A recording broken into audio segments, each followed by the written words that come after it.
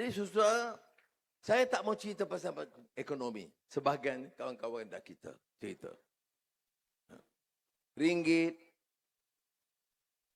pertumbuhan ekonomi, pelaburan yang besar, kita tahu. Tapi setengah orang kata, ya biasalah semua. Tak betul. Tak semua kerajaan lakukan itu. Ada masa kerajaan, bila ada peluang, dia perkayakan diri dan keluarga. Siapa boleh bagi tahu bahawa sejak jadi Menteri Besar, Saudara Aminuddin ambil tanah atau projek untuk anak dia atau isteri dia. Itu kekuatan kita. Kita warisi satu sistem, nak jadi Menteri Besar mesti kaya. Jadi Perdana Menteri mesti milion-milion. Rumah di London, rumah di Amerika. Kekayaan tinggi. Ada yang menteri bila dah meninggal, kekayaan dia 4 bilion ringgit. Ada yang menteri dah meninggal, kekayaan 2 bilion ringgit.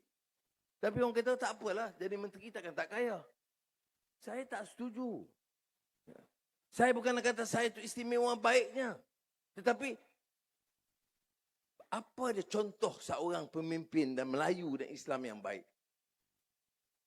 Contoh pimpinannya, keikhlasannya, kesederhanaannya. Siapa yang tak mau senang? Saya mau senang. Kalau boleh, saya pun nak beli kapal terbang. Saya pun nak ada rumah di London. Tapi, saya pilih kerja untuk khidmat. Saya pergi mana-mana janji khidmat kepada rakyat. Tapi khidmat apa? Saya ada punggah kekayaan dari rakyat. Memang saya tahu banyak orang tak suka dengar cerita ini. Tapi ini kenyataan, saudara. Sebab itu saya minta kawan-kawan fikir bersama. Bukan saya bercakap, ini kempen nak pertahankan Amin. Tok Min sebagai Menteri Besar. Itu perkara kedua.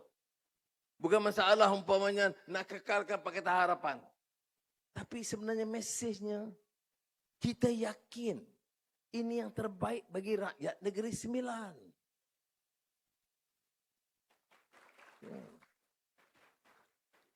Negeri Sembilan memerlukan pimpinan yang bersih. Ada pengalaman dulu yang kurang baik. Kalau nak tonjolkan Melayu, Melayu yang ada adab dan ada akhlak. Ya, soal dimaki hamun itu biasa dalam politik, memang amalan setengah orang. Buat apapun. Saya ambil contoh lain. Apa yang kita lakukan selama ini? Lihat, saya jadi ambil alih kerajaan, kemudian pertama tanya Fadlina, ini sekolah bagaimana? Oh, dia kata sekolah, tandas bagaimana? Tandas sekolah rosak semua. Ni ibu bapa ada. Anak-anak sekolah pun ada. Cuba tengok. Nak bagi contoh, Islam itu bawa cinta kepada kebersihan. Dan contoh negara yang baik. Ummatan wasata litakunu syuhada'a 'alan nas wa yakuna rasulu 'alaikum syahida. Umat yang seimbang. Seimbang apa? Mula belajar je, tandas rosak. Jadi saya kata, repair. Dan Fadlina pun satu, bila suruh repair, dia minta berapa? Dekat hampir 1 bilion ringgit. Saya kata, apa dia minta tandas sampai 1 bilion ringgit? Ribu. Berapa saya tak ingat? 4,000? Lebih. Dan anak-anak kita. Jadi kita harus cakap, negara membangun.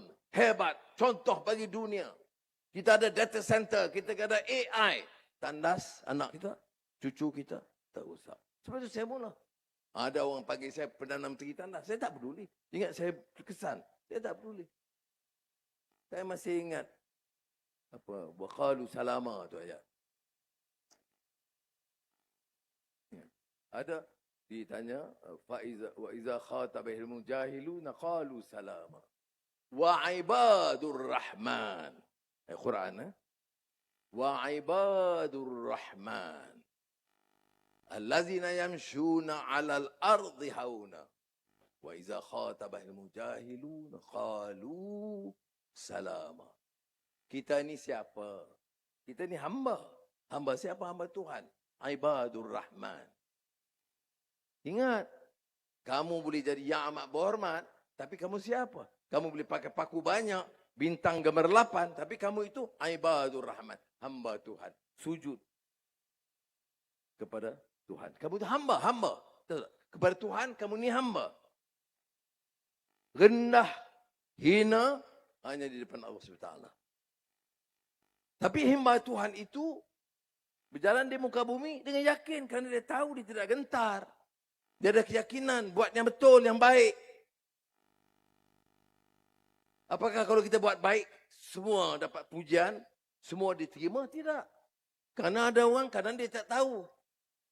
Kadang kalau dia biasa dengan rasuah, kita bercakap pasal rasuah, dia marah. Oh, tak habis-habis. Rasuah. Sakau. Tak boleh dengar langsung. Sakit hati. Ada. Dalam menghadapi kepada orang ini apa? Kita nak lawan maki? Tidak.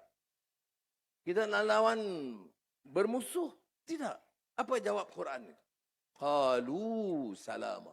Kata pada dia selamat. Kita jalan kerja kita. Jalan kerja kita itu bil hikmah wal mau'izatil hasanah wajadilhum billati hiya ahsan. Biarlah dengan kebijaksanaan. Tanggungjawab kita teruskan. Saya jaga produksi dulu sebelum untuk meet. Kemudian tentunya polis kerana minum teh dengan mereka, tunjuk tandas. Ya Allah. Rumah, quarters. Itu 2018. Kita baiki.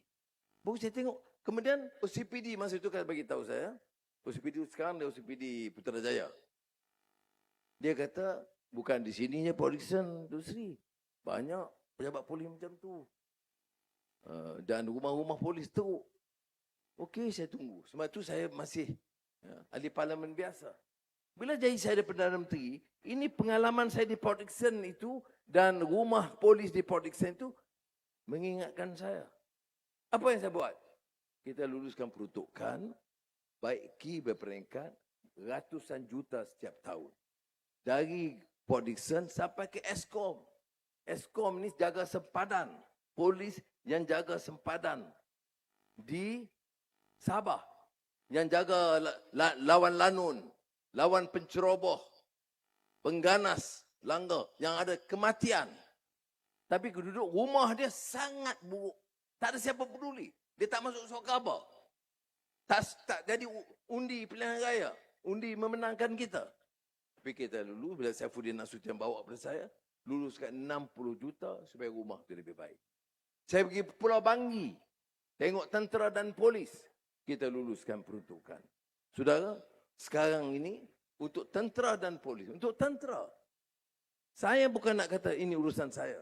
Saya katakan kerajaan madani ini.